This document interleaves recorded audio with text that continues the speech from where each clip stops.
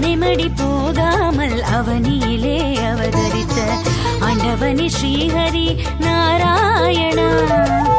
அன்னைமடி போகாமல் அவனியிலே அவதரித்த ஆண்டவனே ஸ்ரீஹரி நாராயணா.